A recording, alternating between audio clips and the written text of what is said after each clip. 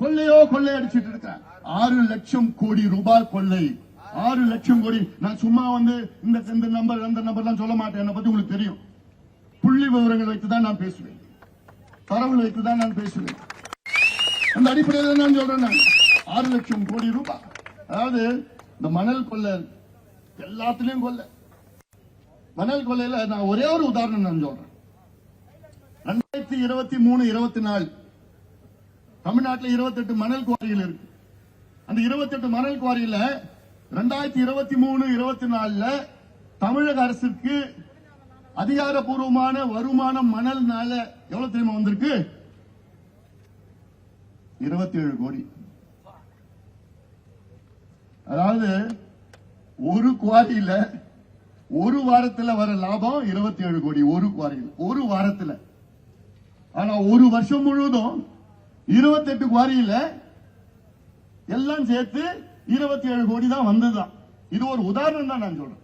இது போன்ற ஒவ்வொரு துறையிலும் நகராட்சி நிர்வாக துறையில 888 கோடி ரூபாய் ஊழல். இது நான் சொல்லல, இந்தியாவுடைய அமலாக்கத்துறை என்போர்ஸ்மென்ட் டைரக்டரேட் ஆதாரத்துடன் 250 பக்கம் ஆதாரத்துடன் கொடுத்திருக்கிறாங்க.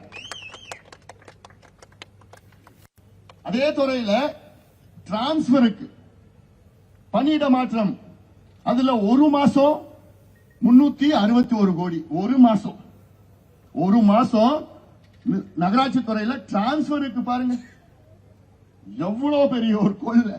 4800 கோடி மணல் கொள்ளை.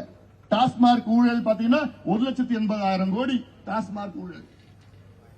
நெல் கொள்முதல் 1250 கோடி. இதெல்லாம் அடுக்கிக்கிட்டே போலாம். அதனால நீங்க சும்மா தமிழ்நாட்டு மக்கள் ஏதோ வந்தோம் போனோம் பார்த்தோம்லாம் கிடையாது.